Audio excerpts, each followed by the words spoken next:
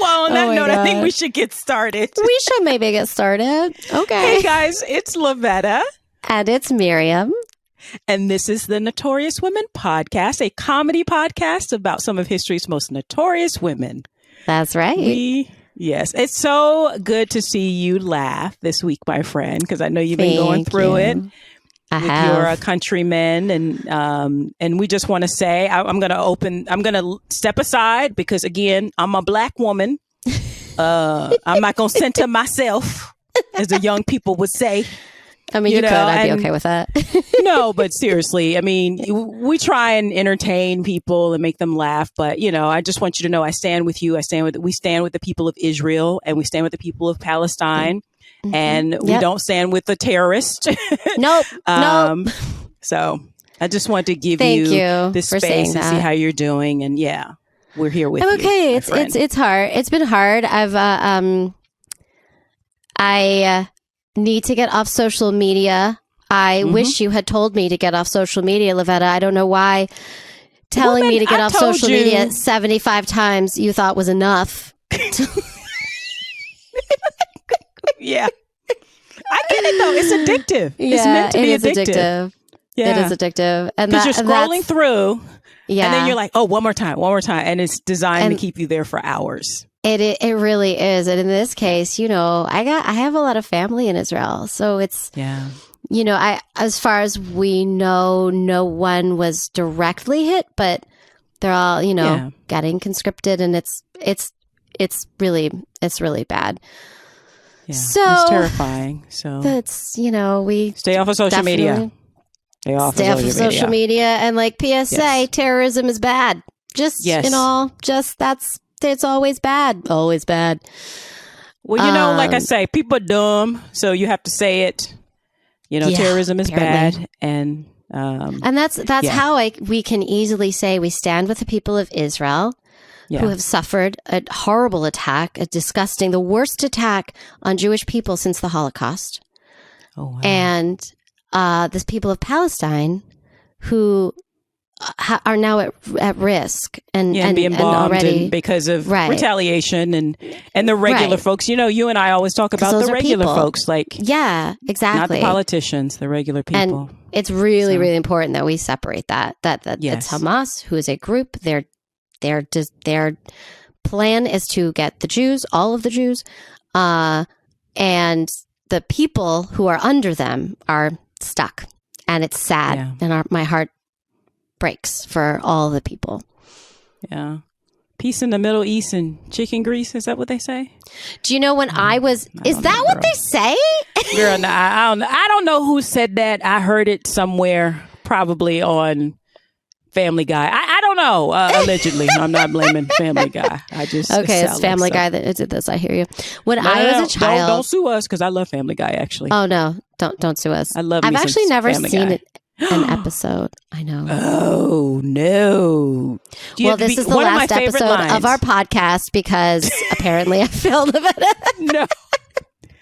One of my favorite lines of all time from a comedy is, tanning is a lifestyle, not just a skin color. By Stewie the baby. I'm like, but what? That's that funny. Show is crazy. It has a terrible impression. It's terrible. But I mean, I wouldn't know. I really didn't watch the show. It has a talking dog. Of course I love this show. Okay. Oh, that's true. Oh, right. And it kind of was on around a time when Sal and I did not have good television. We were in New York. We had no money. And so we we had 4 channels, and we were like, we don't need television. That's for other people. And now I watch baking shows all day. So, I had a soul, and then it left. I don't know what to tell you.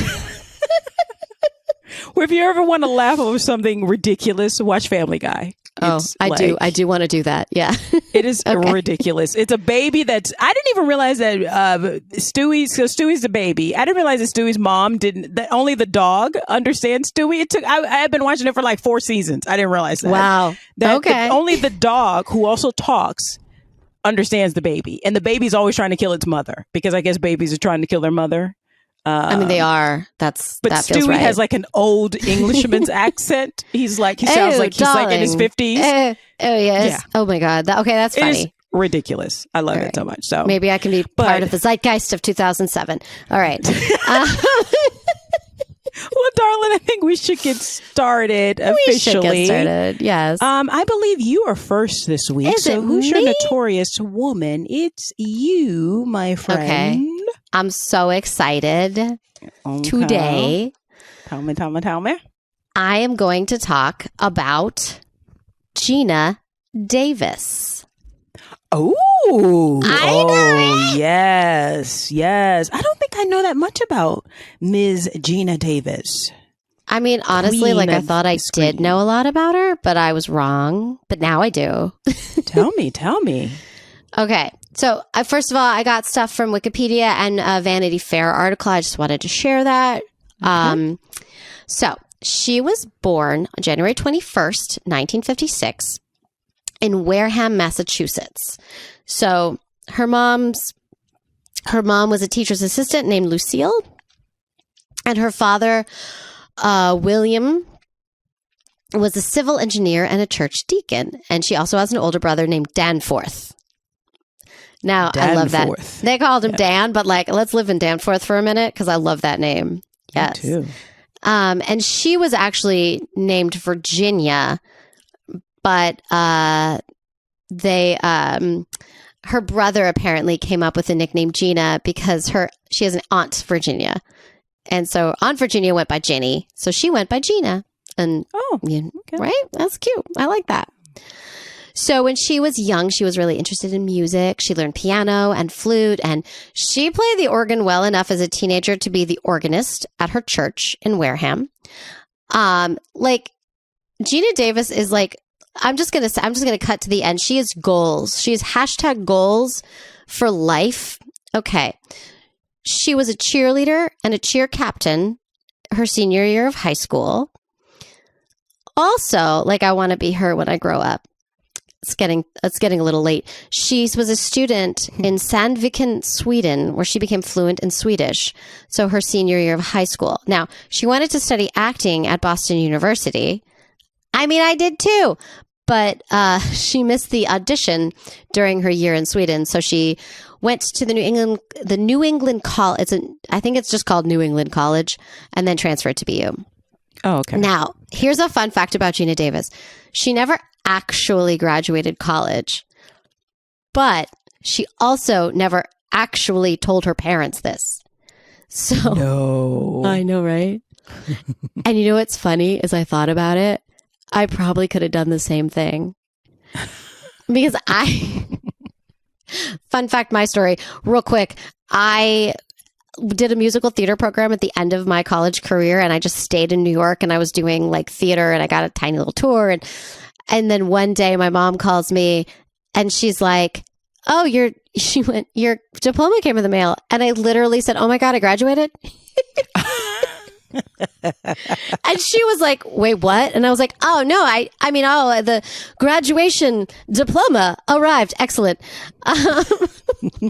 Good save. So listen, Geena, I hear you. But if it never showed up, I don't think anyone would have asked questions. Yeah, I don't think people, for some reason, I think when it shows up, you're like, oh yeah, I actually get an actual physical thing. Yeah. Right. So. He was like, oh, okay. All that money and all that work, and it's a piece of paper. It's a little womp womp. Yeah. I'm still sharing an apartment with 7 people, but okay. So her first post-university work she was a model for window mannequins at Ann Taylor. And according to an interview she gave, what happened was, do you remember this kind of craze-ish? Where which so you'd have live people in the window as a mannequin. No, is that a new? No, I vaguely remember this. I think it was New York, but apparently she was dressed to the nines, the Ann Taylor nines one day. And so said, asked a coworker, do you dare me to go stand in the window and act like I'm a mannequin? And the guy was like, absolutely, I dare you. And she went in the window and she said apparently because she caused attention. People were coming to the window, and then her manager saw her and was like, Geena, get down, and then saw all the attention and people coming in. He was like, wait, Geena, stay where you are. And that's how she ended up doing it. I mean, and also people should know she's 6 feet tall. So. Yes. Yes. She, again, goals. Okay. Yeah. So, I mean, I'm 5 feet tall, so maybe 5'3". Yeah, exactly. I'm just saying.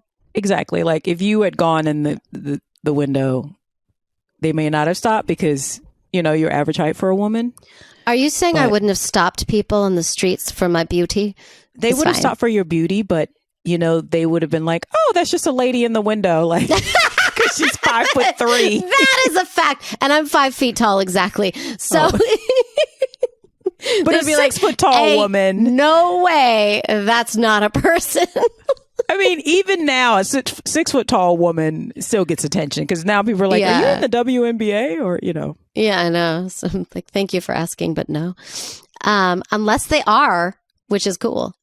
So then she signed with New York's Zoli modeling agency. So she's dating. She dated Richard Amolo, December 1977. And they married March 25th, 1981, but then separated and divorced, June 1984. So that's who she was with during the time. She was cast by director Sidney Pollack in a little film called Tootsie. Remember that film? 1982. I rewatched it during the pandemic and I was like, oh my God, it's still good. Yep. I need to rewatch it again. I loved that movie. I probably shouldn't have watched it because 1982, I was like 7. It's not good for young people. Like, I think it's definitely one of those like college age. I think I saw it in college, like when I did like anyway, I won't go into that, but like, I think 7. It's one of those films like that I watch, like, how you're like, there's a criterion, so you watch a whole bunch of films and I think that was one of them, but I rewatched that makes it sense. During the pandemic and I was like, oh, this actually, there's some stuff that's dated, but her performance is really good.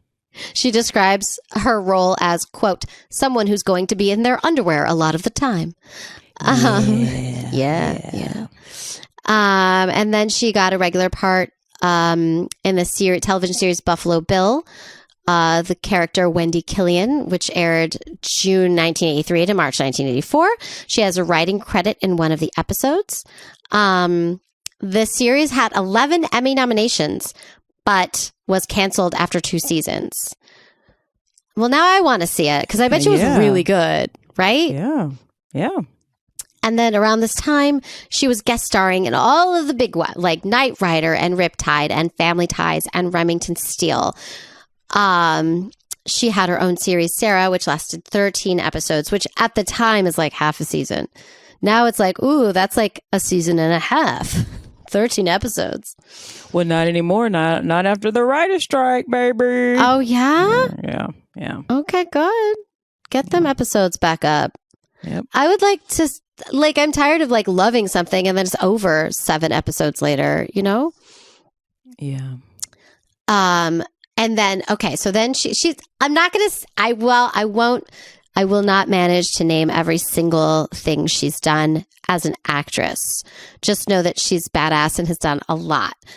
But she was in the horror comedy Transylvania 65000, which I remember coming out in 1986, as a nymphomaniac vampire alongside her future husband, Jeff Goldblum. So they met on the set of that show, of that movie. Jeff Goldblum. Mm-hmm. Yeah, I was not. He still got it. Listen, I'm still not mad at him. You know what I mean? He still got it. Yep. I'm a happily married woman, but it's like, I'm just like, if anyone's asking like opinion, I'm not upset about his situation. Okay. And apparently he was really nice to her. So after they did 2 movies together, The Fly. Remember The Fly?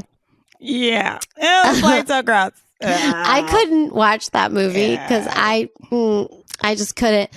It was gross, right? Like I was like, a lot of body horror. His ear pops off. And, yeah. And it did really well though. And Earth Girls Are Easy. I mean, they were both like genius movies. Like they did really, really well.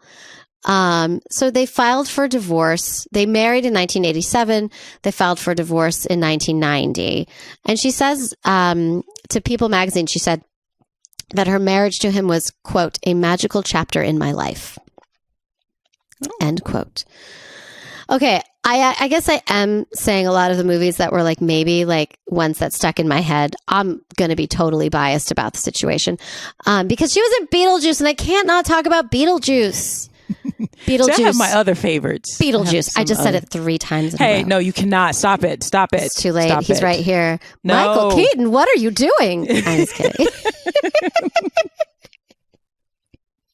For the youngins out there, that's part of the movie. Like you can't keep saying his name. You know, you have to say, if you say it 3 times in a row, he'll show up. Yeah, he'll show up. And he was played by Michael Keaton. Yeah. Here's the thing. Like, this is when Geena Davis like started to mean something to me because her like love story. I was a very young child, but like that was like so romantic. And Beetlejuice is not a romantic movie. So the fact that I translated that as like the most romantic thing that could happen is kind of hilarious. But yeah, that's why I mentioned it. Sorry, not sorry. That's what we call a sucker. Yeah, sucker. That's me. That's me 100%. Yeah, that's me 150% of the time. Yeah, so. That's true. So she was in The Accidental Tourist, where she received an Oscar for Best Supporting Actress. Now, she did a film with Bill Murray in 1990 called Quick Change. She talks about his role in her life in her book later. She wrote a book, Alleged,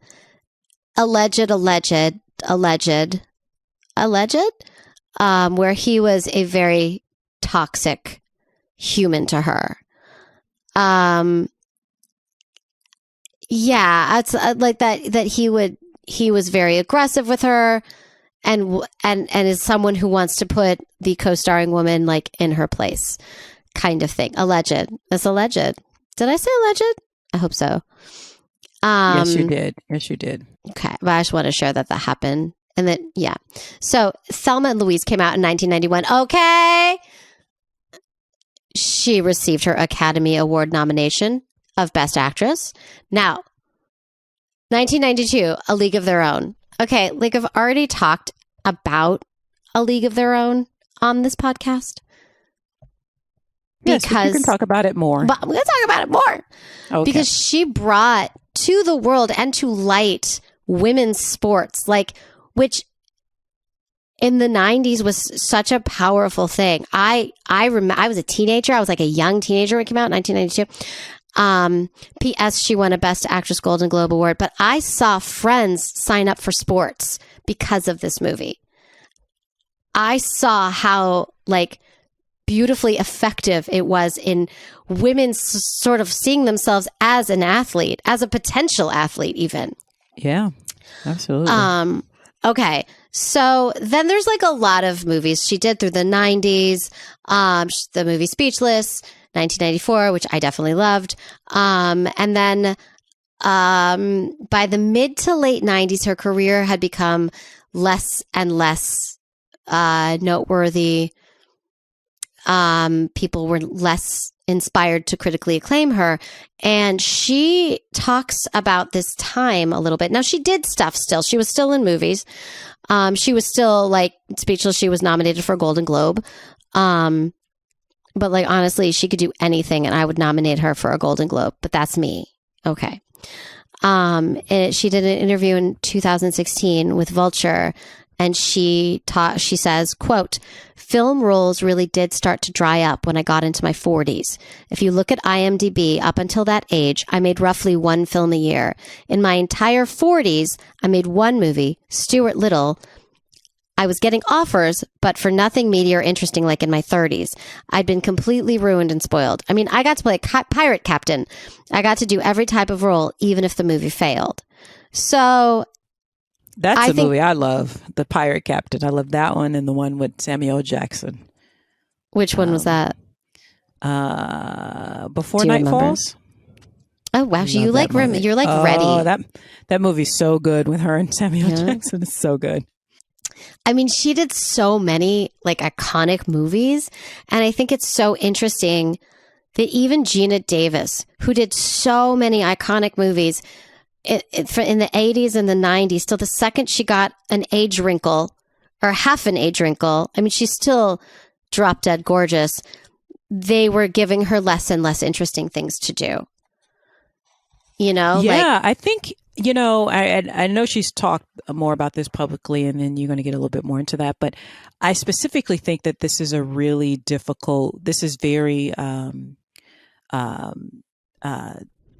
specific to, beautiful women like her, specifically white women. White women definitely are not allowed to get older. Particularly if they're considered hot or, I think, some actresses like Charlize Theron were smart to kind of start doing a little bit more character-y stuff because she's learned from the experiences of people like Geena Davis, who came before her and laid the groundwork for her to have for 6 foot tall, femme fatales.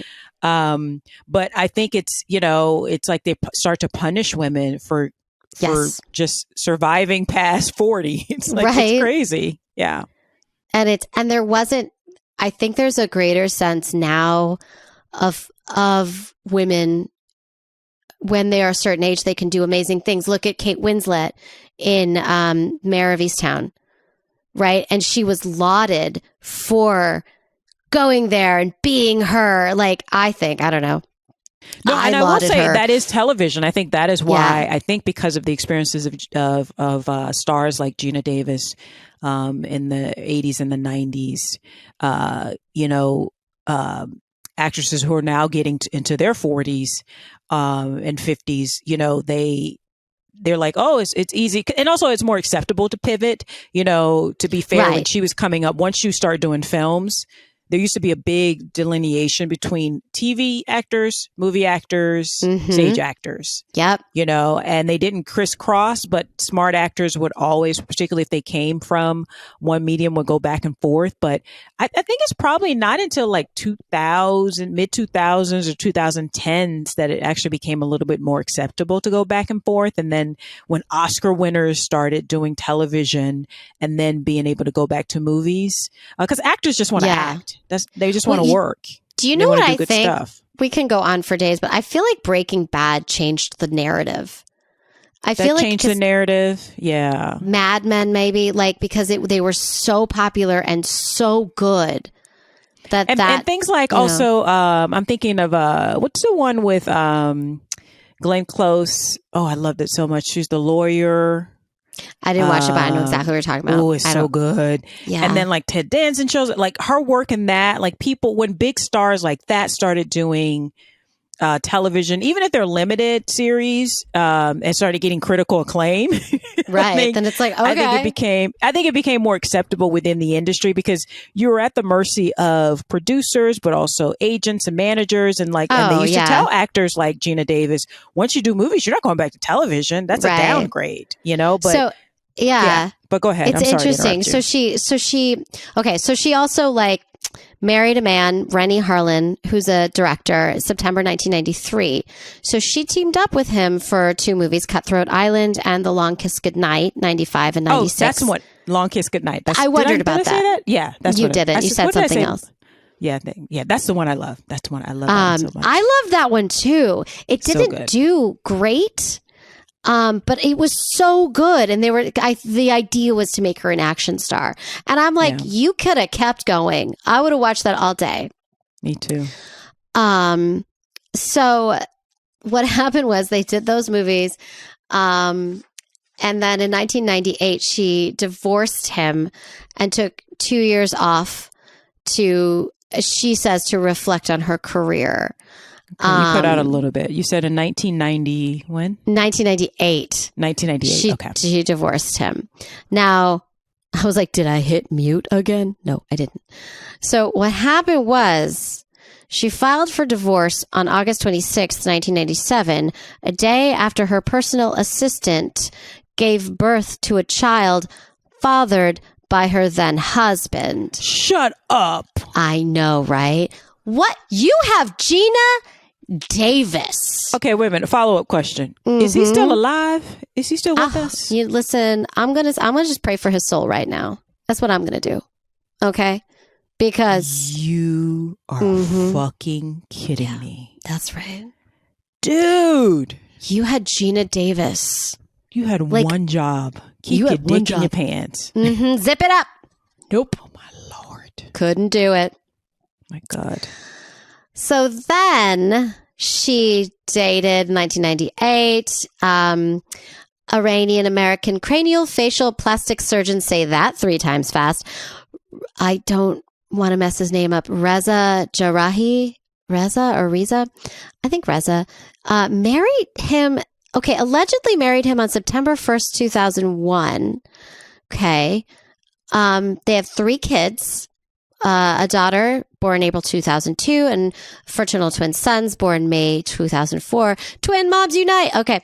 And then apparently in May 2018, he filed for divorce. That's a 17-year marriage. And she responded by saying that they were actually never legally married, but they did get a finalized divorce December 2021. You know what I think happened?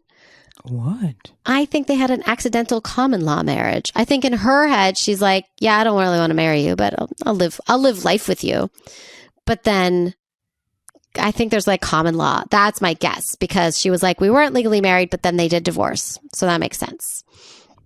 No, but if how do you get a divorce if you're not legally married? I'm confused. I don't know. Okay. I don't know. Okay. I bet you other people know, though. Oh, yeah.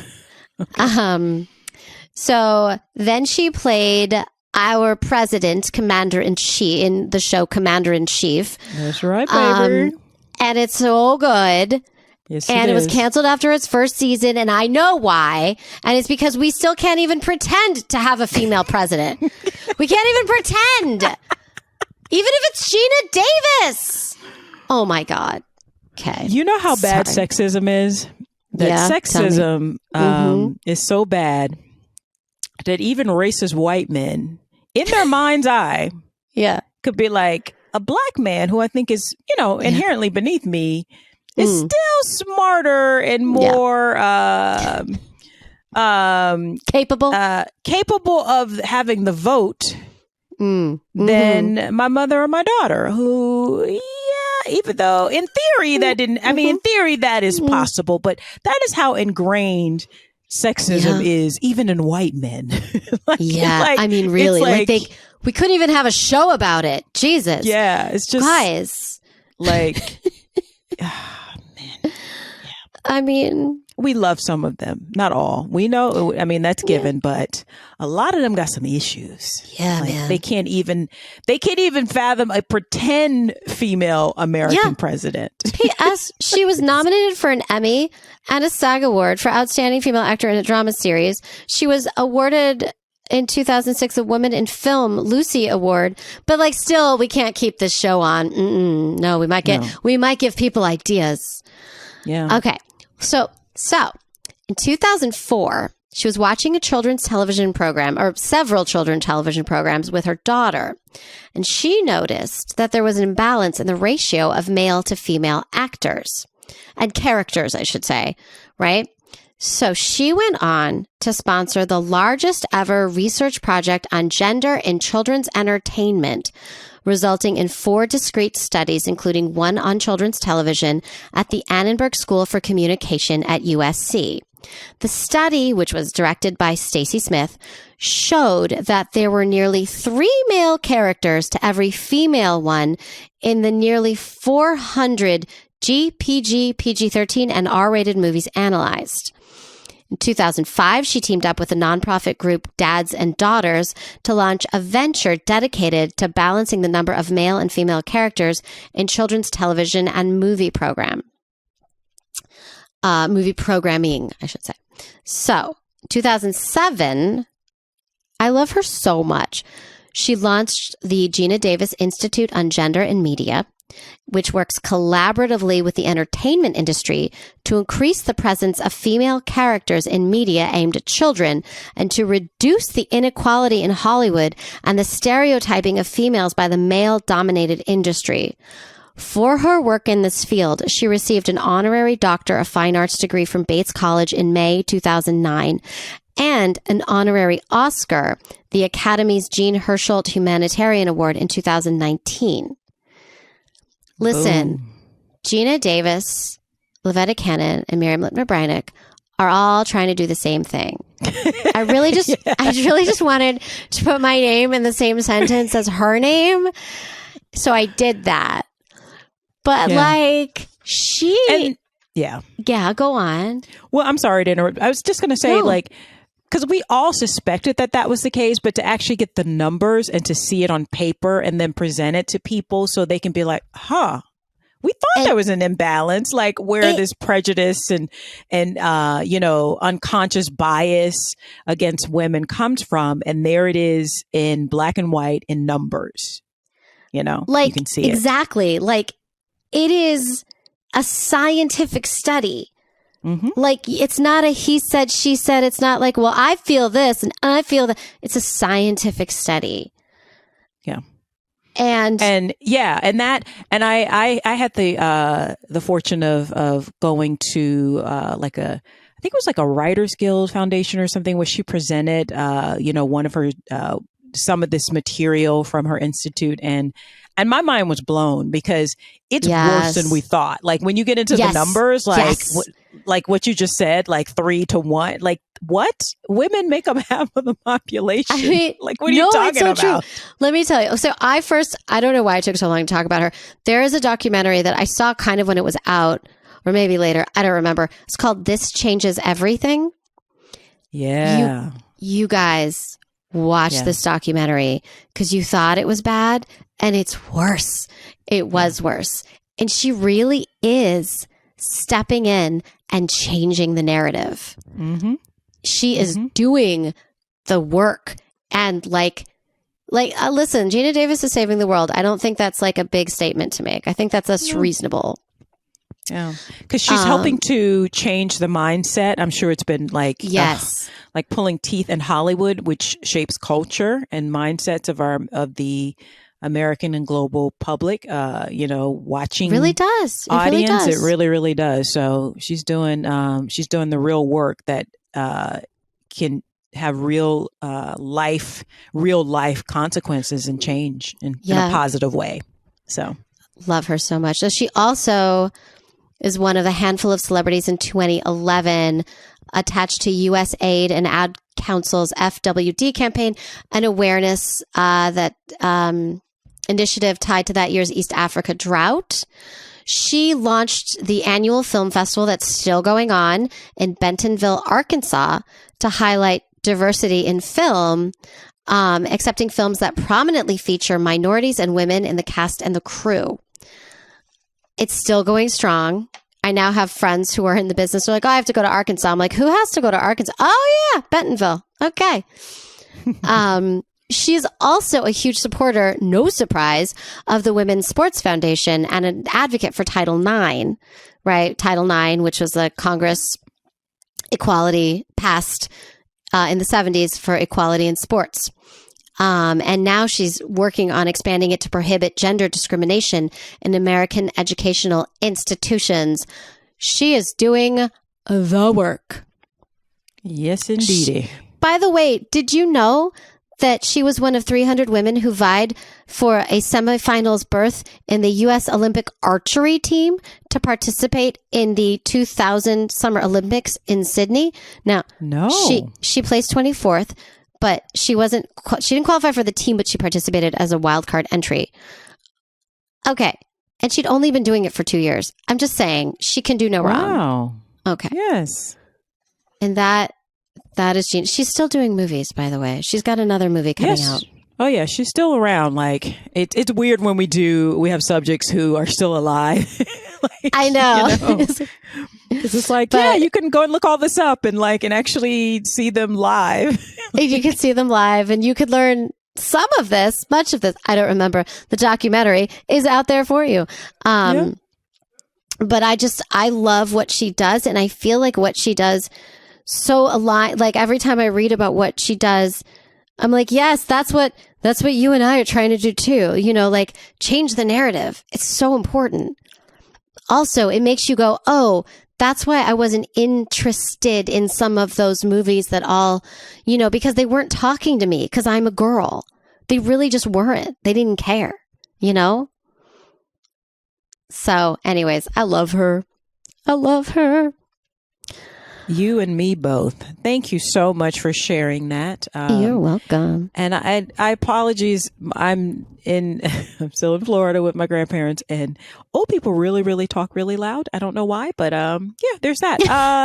Listen, special guest star this week. It's fine. Yes, but thank you so much. Geena Davis rocks. We all know that.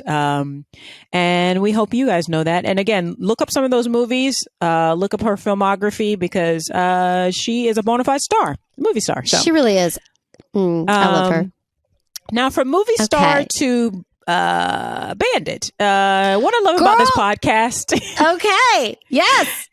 What I love about this podcast, honestly, is that because of the nature of sexism and, you know, misogyny, literally a woman could be considered notorious for doing really, really great stuff like Geena Davis, or doing some great stuff, but some murdering. Right. Yeah. On the other hand, but you said bandit. I heard bandit. Okay. So that brings me to my notorious woman this week, which is Phoolan Devi. Do you know who that is? That sounds really familiar. Maybe? Go on. Go on. Phoolan Devi is now some of my sources today comes from, I did not write it down, but I can find it. It's okay. No. It's from the world at large. So some of the some of my sources today obviously comes from Google, which is like saying the room, comes from an Atlantic.com article by Mary Ann Weaver, an India Today article from 2015. And various YouTube channels, among others. But but this is going to be really interesting. So Phoolan Devi was born to Mullah and Devideen Devi. Okay. I'm sure I butchered that. On August 10th, 1963, in the village of Gorhakapura in the Jalan district of India. Now, she was born in a region full of gorges and ravines, so it was suitable for a bunch of bandits. Basically, bandits are gangs, like countryside gangs, that roam free and harass locals. Now, because her family was poor and from the mullah subcaste, which was the mullah are, so in India, I don't really quite understand caste systems. It's like, so it's not only like just a caste of like financial caste systems, but also caste tend to specialize in one kind of a thing. So the mullah caste are traditionally fishermen. Oh, I did not another know that. caste would be like a herdsman, you know, or something like that. Gotcha. So, okay. So she's from the mullah caste, which again are traditionally fishermen, but they were also very poor because it tends to be a lower caste also, and they tend to be rural, and so to support their fishing, they would often make. This is how poor they were. So they would make dung cakes. Poop cakes to burn as fuel to grow chickpeas, sunflowers, and pearl millet to accompany the fish. Is that like safe? Okay, probably. Well, it's probably thousands of years of like, but they're like basically like poor country people, who are like who've been probably in this caste. The thing about I think again, I'm a ignorant Westerner, that unfortunately the caste system is pretty rigid in India. So how in America we like to be like you can literally just, within one generation, the next generation can prosper and be like, skip like 2 or 3 financial classes within like I said, 20, 30 year time period. So like your children could literally be like rich doctors or like upper class if you were like working class. Right. And so, but because we don't really, I mean, there is that unconscious and unspoken rule of like, some people in our country want to solidify and codify this thing. But the whole point of America is that, if you take advantage of the opportunities with a lot of help, a lot of luck, that you can like break out, you don't have to be in the same position that your parents were in. Right. That's the idea. That's the idea. I don't know if it always works out that way. I don't know if it always works out that way. It doesn't always work. And it's not that simple. Yeah, it's not that simple. But in America, the idea is that everyone should have access to public school education, right? Whether they have money or not, right? But some states and some politicians want to change that, and they don't like that that's true. Nope. So, right, which is problematic, and we could go on for days. But yeah, but back to Phoolan. So Phoolan Devi. So she had 4 sisters and 1 brother. Now her father, Davidin, had 1 brother, Biharilal. And so his basically her uncle was the worst, and he was the worst, and her cousin Mayandan was just as bad. So they basically, so this is a poor family in general. So I'm assuming that if you're doing better than somebody in the village, you're only doing marginally better compared to the outside world, but you're still doing better. And a lot of times with poorer people, all their wealth is in their land, right? And in the animals that they own, right? Yeah. So her uncle, Baharilal, and her cousin, Mayadan, they basically stole the land, her father's land, which was probably given to him by his father, by bribing village leaders to change the land records. So her family were compelled to be pushed off their land and to live in a small house on the edge of village. He did this to his own brother. Wow, what a dick. Yeah. So despite swindling his brother out of his land, the uncle and son continued to also harass her family and to steal their crops. Basically, they just wanted to push them out of the village completely. So this is like local politics. It's like, imagine you live in a small town and your brother is your biggest hater. Your brother is your biggest hater. That is what my children call a bully. Thank you very much. Bully. I mean, sometimes it's in the family. That's when people are like, it's my family. Like, no, sometimes your family Yeah, you gotta earn family. I'm sorry. Even families gotta earn family, Yeah. Now, Phoolan, by all accounts, was always a very spirited, willful young woman, which, again, she's a young woman from a low caste with no money. So in India in the 60s and by this time in the 70s. So, but at the age of 11, she decided to protest this injustice against her father in the disputed land. So along with her older sister, Rukmini, she sat in a field in Asia. They had a sit-in. She sat in a field love it. Yes. Yeah. And sat in the chickpeas that were growing. In her uncle, which really is their land, but their uncle and her cousin swindled them out. So they're often like and she and her sister sat there and ate chickpeas. Yes, delicious. In protest. So her cousin ordered her to leave. When she didn't, he beat her unconscious. What? Yeah. So she's 11. She's 11. On top of it, the village leader then decreed that her parents should also be beaten. What? Okay, you know what? This motherfucker has to go. Okay. Yeah. Now, as late as 2018, Phoolan Devi's mother told the Asian Age website that she was still fighting to regain the land which had been stolen from her family. Really? Yeah. Now, following this beating, Phoolan's parents became very concerned for her safety, and so they arranged for her to marry. So she's 11. At 11? Yeah. So she was married off to a much older man in his 30s. A man by the name of Putilal, who offered basically a meager kind of offering for this 11-year-old child that he was going to rape and then forced to. Yeah. Now, according to the version that she told later on to her biographer, Mala Sen, it was agreed that because she was so young, because even by the standards, her parents she's very young, but it's one of those things that we were talking about recently, where if another man knows another man sniffing around, he'll back off. Right. So it seems like they were just trying to be like, oh, she's promised to this man. So her cousin would be in fear of retaliation because basically she was becoming her husband's property. Right. Okay. Right.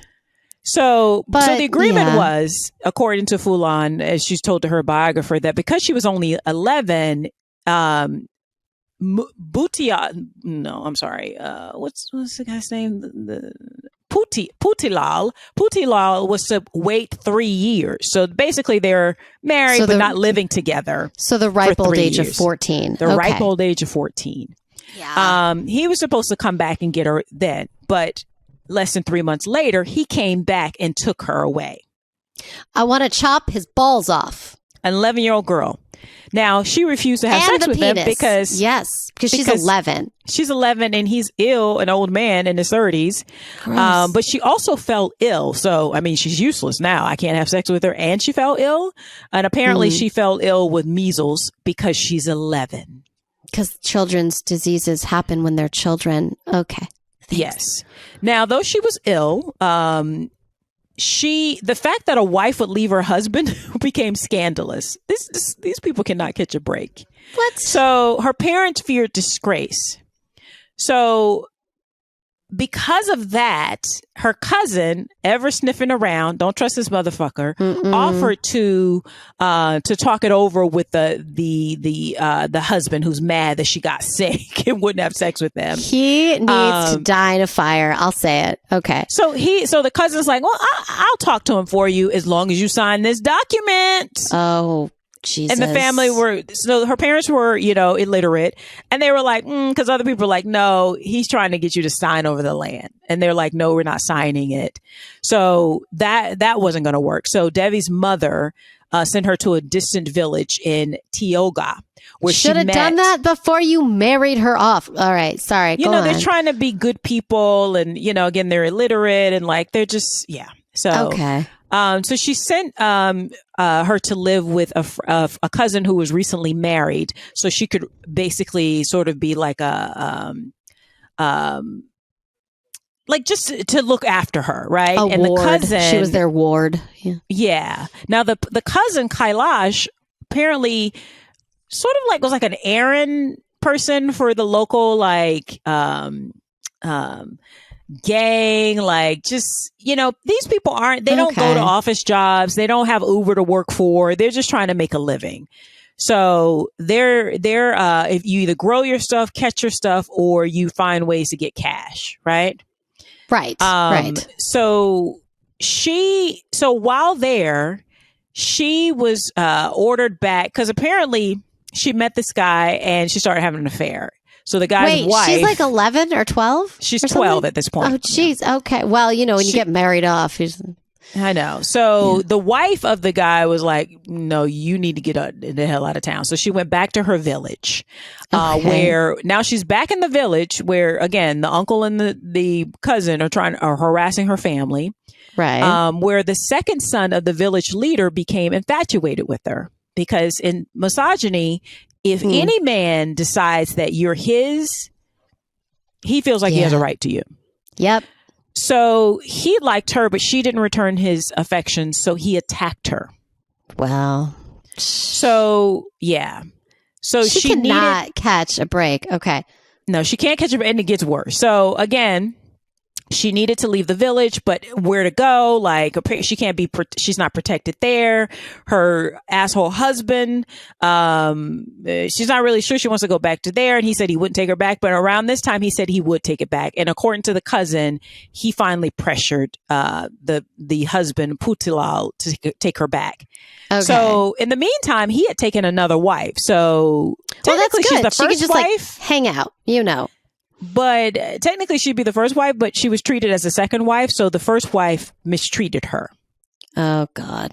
Yeah. Why? Eventually, now, Putilal is an idiot and an asshole because he tried to marry an 11-year-old, right? Exactly. So now with the second wife there, eventually she went back and she lived with him for several years, but he eventually abandoned her beside a river. Jesus. He just abandoned her. He's like the worst of humanity, honestly. He's the worst. Like his picture is next to the concept in the book of the worst of humanity. That's his picture. He's the worst. He's the right. worst. I have to write this book, but I'm going to use his picture. Okay, go on. Yeah, I understand. So he abandons her, and in January of 1979. So now she's 16. She's lived a whole lifetime. She's 16. Yes, she has. Yeah. Her cousin and her uncle finally destroyed the family's crops and began to chop down a tree on their land. Jesus. So Phoolan fought back again, and even though he had beaten her before, her cousin, she still is very willful and very fiery. So she threw stones at him, hit him in the face, and was arrested by the local police. Oh my God. Who imprisoned her for a month. Wow. Yeah. She said that later on, her cousin said that she had robbed him. And while she was in custody for this month, she was repeatedly beaten and raped. Oof. Now, later that year in July, a gang of bandits led by a man by Babu Gujar kidnapped her from her family's home and raped her repeatedly as well. God damn it. He was of a higher caste. So that's another thing that's going on here. They think that these women are nothing.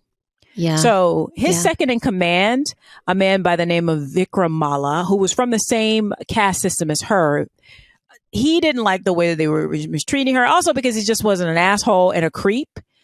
So in an act of valor, he killed Gujar and became leader of the gang. Wow. So he and Phoolan, then he trained Phoolan to use a rifle and to protect herself, basically. Okay. And so she eventually, going back and forth to husband, like her husband abandoned her. She goes back to the village. There's issues there. She's like, I'm going to join this gang. Say less, motherfucker. Say less. Let's do this. You know what? Join that fucking gang. You know what, girl? Get a firearm. I'm good with that. Go ahead. So she became a bandit. Yes, she did. You know what? That makes sense to me. Yeah. I like it. Now, over the following year, she and the gang robbed trains and vehicles and looted higher caste villages. So they're kind of like Robin Hood for the lower caste. I'll take that. That's fine. And sometimes they disguise themselves using police uniforms and all kinds of disguises. But eventually, she and Vikram fell in love. Oh. And the gang lived in the and the gang, they lived out. Bandits tend to live out in wherever they can find shelter. Right. But secretly, she was in search of that asshole husband, Putilal. Okay. So she was seeking him out, which she eventually found and punished. Oh my God! Tell it, but slowly. Yeah. Actually, it just says that she killed that motherfucker. So. You know what? Now. I like it because of now during this time. Die. Oh yeah, totally. That's why I'm just skipping over it because good. Now, as news of her exploits, so this woman bandit from lower caste is being spread. She became wildly popular with the poor, and with it's particularly within her caste system, but just the poor in general, the lower caste. And they called her Desuyu Sundari, which means beautiful bandit. And she was basically celebrated in most of the Indian mainstream media as a Robin Hood figure who robbed the rich to give to the poor. She was also vengeance against child rapists. You know, good. Get it, girl. Yeah. Because, she's going through this. Other women in India are going through this. So for sure. Now, she was also seen as an incarnation of the Hindu goddess Durga. And a doll was made of her in a police uniform wearing a bandolier. So that's amazing. Wow. So Phoolan out there chilling. She done went through all this, a lot of hell. She's probably 18 at this point. She's done all this stuff. She's a bandit. Now she's like a folk hero. She's doing her due. But she found a soft place to land, right? Okay, but a power struggle within the gang began to upend. When former leader Sri Ram Singh was released along with his brother Lala Ram Singh from prison. Now, because they were of a higher caste, they thought that they should be in charge. Okay. So when they joined, the power struggle started going back and forth, and it ended with Sri Ram murdering Vikram, her boyfriend. My God. So without Vikram's protection, right? Sri Ram, what do you think Sri Ram did? Yeah, he raped her. Yep, and imprisoned her and beat her. Yeah. Did all the terrible things. Yeah. Terrible person. And he, not only did he do that, but he took her specifically to a village, a remote village of Bemai, a village to do this, where she was raped by members of his caste. Oh my God. These motherfuckers. Now, in a final indignity, she was forced to collect water for him from the well in the center of town in front of all the villagers, completely naked. I hate him so much. Yeah. Now, like with Vikram, when she was repeatedly raped and kidnapped, which I'm sure, unfortunately, this is very common for a lot of women. She met a guy named, so within the group, a guy by the name of Man Singh. When she escaped, no, actually, I'm sorry. Stymie that. Let's rewind.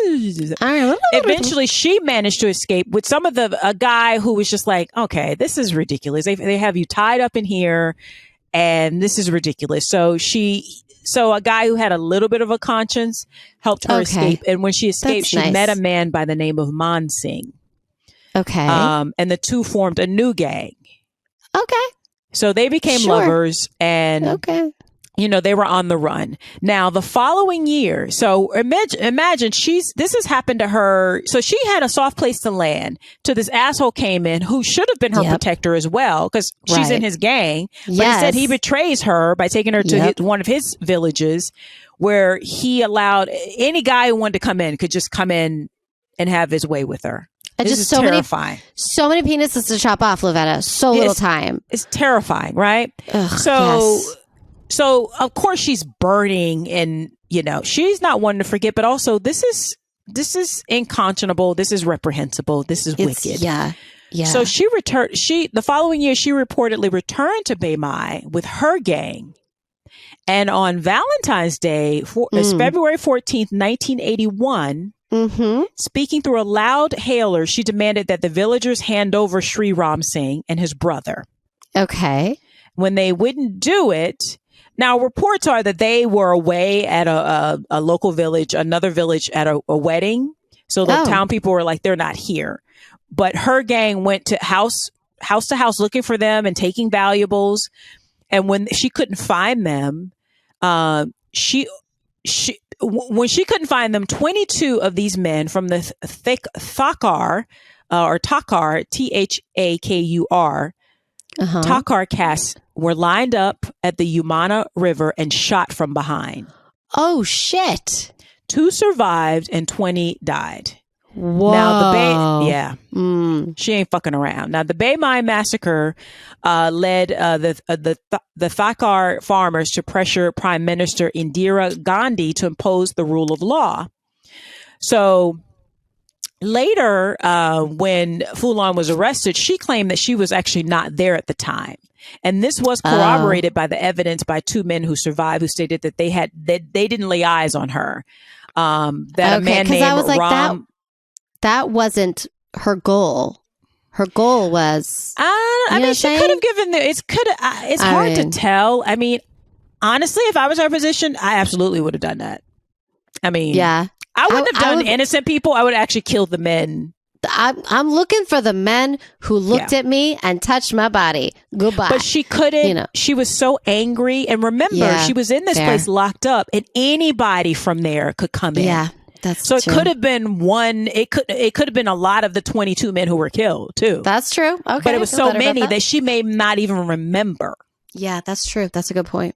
Yeah. But she was also possibly not even there.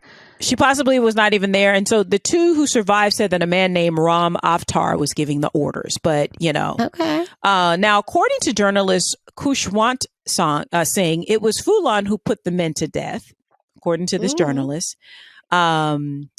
Now, eventually it was clarified that the dead men were there were 17 Thakars, one Muslim, one Dalit, and one other man from a lower class. Now, among members of her caste, she was again celebrated because she specifically. So I guess this interaction of higher caste men specifically abusing and raping and mistreating women from lower caste was an issue.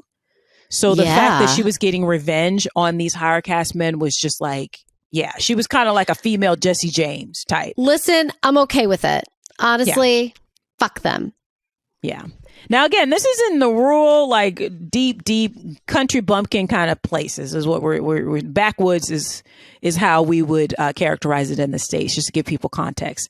Now, the killings were so like notorious, honestly, that it prompted the resignation of high ranking officials in the area. Okay. She was eventually charged in absentia with 48 crimes, which include kidnapping, looting, and 22 counts of murder. Wow. Now, after the massacre, she remained on the run for a while and was almost caught on March 31st, 1981. So about a month and a half later, but she escaped. She basically had to shoot her way out. So it's a lot like Jesse James. So this is how she became notorious in this part of India and in India in general and in the world.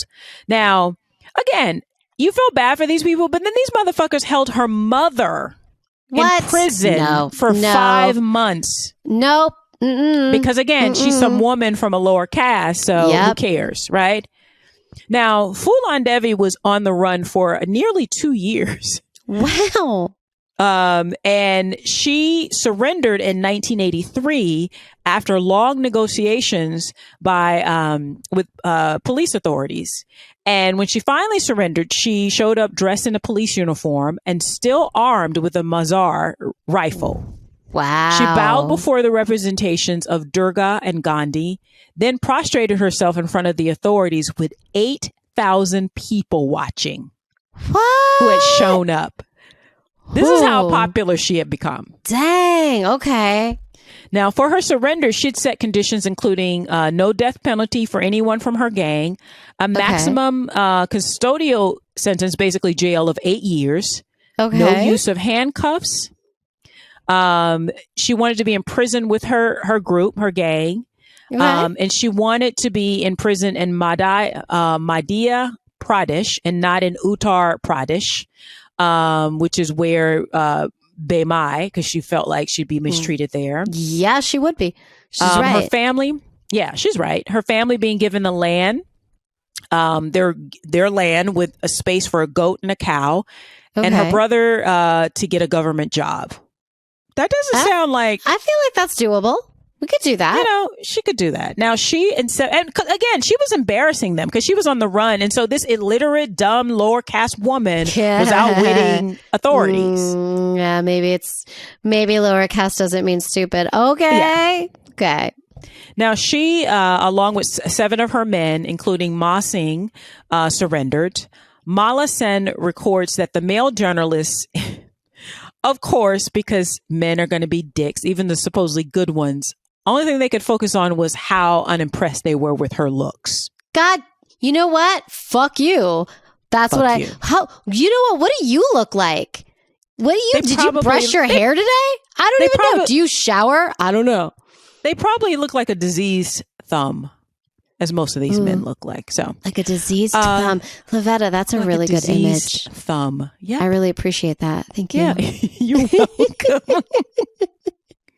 Now, in custody, she was charged with 42 crimes. The gang was incarcerated at Gwalior. Now, despite their promise of only 8 years, she would eventually spend 8 years in prison. 11 years in prison. Oh, total. Okay. The other members of her group agreed to trials and were all acquitted. But because they took a deal. But Right. So they took a deal to go to trial for certain things. And then once they went to trial, they were acquitted. She refused to take a deal at all. Oh. And she was like, well, I wasn't there, so you can't convict me. But they're like, yeah, they convicted her of, again, 48 crimes, but there's also other crimes that are coming. So they're like, we can though. Yeah. Yeah. Now, during this time in jail, she was diagnosed with tuberculosis, 2 stomach tumors, and she received a hysterectomy without her consent. Oh my God. Oh my God. Yep. So they can just take her uterus. Jesus. Now, while there, she did manage to write her autobiography, Phoolan Devi. In the end, some of the charges against her were dropped, and that is what led to her being released. Okay. And so they were just trying to get her, they were trying to throw the book at her in every which way they can, depending on who's in power, who leaves power. But they were dropped in 1994. Now, that same year, she married a man by the name of Umed Singh, a fellow Mala from her caste from West Delhi. Okay. After her release from prison, she actually joined a political party. Really? Okay. And ran in general elections and won a seat. Okay. In the Lok Sabha as a member of parliament in the Uttar Pradesh province. Listen, you do you. Yes, change those laws. Now, again, she's still illiterate, pretty much, right? But you know what? She joined other people who also were like, is representation. And of course, she's from a lower caste. So this is also unprecedented that there's actual representation in parliament for this caste. That's right. Now, during her tenure, she advocated for the rights of women and to provide better amenities for the poor. Again, her own people, the Mala people, were very happy to finally have some representation in parliament. And she was generally popular among the members of the lower caste, as she was trying to do a lot of work that would benefit, the marginalized in the society. Yeah, we need her. Yeah, she visited villages and listened to their concerns. She was really out there on the front lines trying to help people within the system, basically, instead of being on outside of the system as a bandit. Right. Now, also a tactic. Now she had filed appeals for some of these charges, but in 1996 she lost her Supreme Court appeal. So, because she was trying to get the more serious charges dropped, because she already was in jail for 11 years. So she's like, let's just put this behind me and move on. Now, the following year, the court approved a request from Uttar Pradesh to arraign her on charges related to the massacre. So you think this would be over, right? What? No. Okay. She did not attend the court, and so the widows of the Baimai massacre were outraged, as, of course, I totally get that. Yeah. Now, after a series of legal back and forth, the Supreme Court ruled that she did not need to be jailed before the trial. So it's still going ahead, but she doesn't need to be remanded. Because, again, she's a member of parliament. She's an MP. Yeah, she's busy. Now, she lost her... in 1998, so 2 years later, she actually lost her seat, but then regained it the following year. So, because it sounds like she was busy focusing on other things. So, well, maybe, yeah. Now, on July 25th, 2001, Phoolan Devi was shot dead outside her house in New Delhi. She was shot 9 times, and her bodyguard was hit twice. He returned fire, but the attackers escaped by car. She was rushed to the hospital, but pronounced dead on arrival. And she was only 37 years old. Oh my God. Yeah. And since this she was still a member. Go on. Yeah. Well, I'm almost done here. So she was still a member of parliament. So because of that, all business of both houses of parliament were adjourned for 2 days. And funeral services took place in Mirzapur. Now, Umed Singh commented, quote, about Phoolan Devi after her death, quote, no one likes it when someone, especially a woman from the lower classes, rises and makes a name for herself, end quote. And this is, and then her lawyer goes on to say, quote, "This murder is the result of caste conflict," end quote. Wow. So even though all this stuff had done, all these people had done this stuff to her in her retaliation, it's like, there's an old saying somebody heard, and I thought it was so great. And I don't know who the famous, brilliant person who coined this, but I heard it recently. I thought it was so great. It's like, if you complain, they say you're difficult. If you don't complain, they will kill you and say you enjoyed it. Yes. Yeah. Yes. Now, despite her death, the criminal, the Bai Mai massacre charges against her remained open. Oh, that makes sense. What? And it finally came up to be like, it finally came back around to actually go through in 2012. Now, she was killed in 2001. Yeah, this is really... Don't we have other ways to spend our tax money, you know? It is insane. Of the 23 people that were facing charges, 16 of them, including Phoolan Devi, were dead by 2020. Well, of the 7 remaining suspects, there were only 3 on the run. A verdict as late as recent as 2020, January 2020, as we were all getting ready to go into quarantine. Right. A verdict was expected, but was delayed because documents have been lost. You think? Because it's almost 20 years. This is more than 20 years. Can we just like move it along? I don't know. I'm just, yeah. The last witness died in 2021. And since then, the presiding judge had been transferred from the case, beginning in 2022. In 2023, this year, another suspect died, leaving only 2 people who could possibly go on trial. I mean, are we dragging this out? Are we gonna put them on trial? Maybe? I'm just saying that there's like other fish to fry. A final note. Now, days after the murder, a man by the name of Sher Singh Rana was arrested and claimed that he had shot her, saying that the assassination was indeed revenge for the Bai Mai massacre. Okay. But again, throughout India after her death, you know, her folklore and the controversy around the film The Bandit Queen had began to sort of spread. There's been several like things made about her. In 1984, actually, there was a film called Phoolan Devi in Bengali that she and her husband really objected to, like vehemently and very like public, because they said it wasn't accurate and things like that. But since then, there's been many like TV shows, series, and again, there was a film called Bandit Queen. But if you look up Phoolan Devi, there's a lot of like sort of IP that has come out of this, because her life, like you were saying earlier, she's lived like 4 or 5 lifetimes in one lifetime at the age of 37. At a very short lifetime, unfortunately, but like, wow, she has been through it. Also a lot of trauma. And Bandit Queen, just so you guys know, came out in 1994. But like, also there's a lot of trauma. Mm-hmm. Like, just because she's a girl. Yeah. And just because she's a girl from a poor family, from a low caste. And then also, there's trauma being married off to a man in his 30s when you're 11. That's trauma enough, which probably happens to, if you're in a higher caste, they wait to 16 or 18, maybe. I don't know. Right. But it's still, you know, I've heard that India has changed a lot of their laws and their,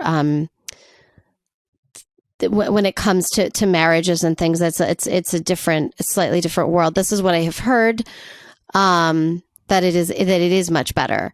I hope that what I have heard is correct. I know a lot of good people are fighting for it at the very least. Of course. There's always people who are fighting the good fight. And as always, for any of our listeners, if we have gotten something completely wrong, please let us know. You know, a lot of this stuff obviously has been translated into English, so things may have been lost in translation. But I just thought she was a really compelling figure, Phoolan Devi. Yeah, she's fascinating. Who had so much life success despite being illiterate and having no privilege, basically. Like, she has no privilege in her society. So what she's able to accomplish, and then, then also the murder, and, but again, I mean, I understand her anger. Can you imagine? So basically she's been kidnapped and raped 2 or 3 times by the time she's 18.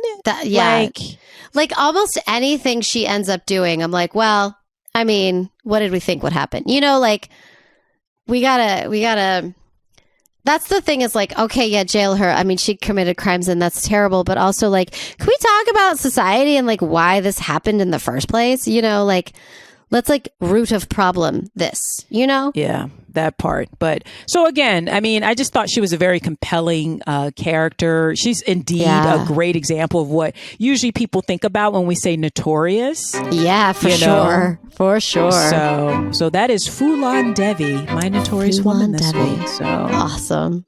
Yeah, well, guys, I hope you enjoyed that. And I hope you guys are taking care of yourselves. Remember to log off of social media for your mental health if it's getting too much.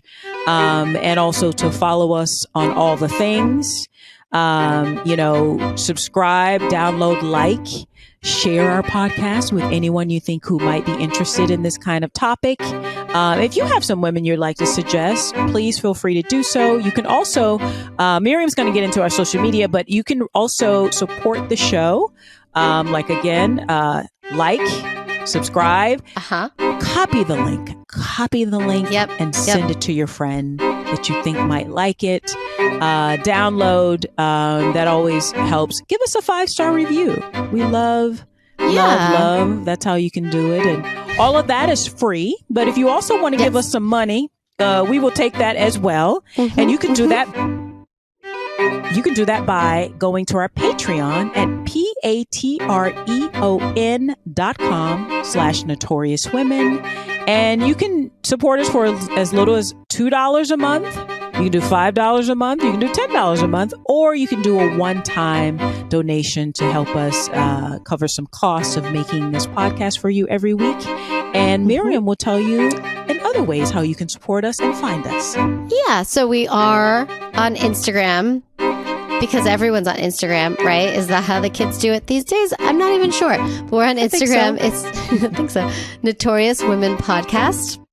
Super easy. Come join us. It's fun over there. You can DM us that, or you can also email us at notoriouswmpod@gmail.com. And we're also on TikTok because we're cool like that. Okay. Yep. And it's also Notorious Women Podcast on TikTok. So come find us, like us, talk to us, all the things. And that is that. Yeah. And thank you again for listening to us. Listen to us to badass bitches. Okay. All hail the bitches. All hail the bitches.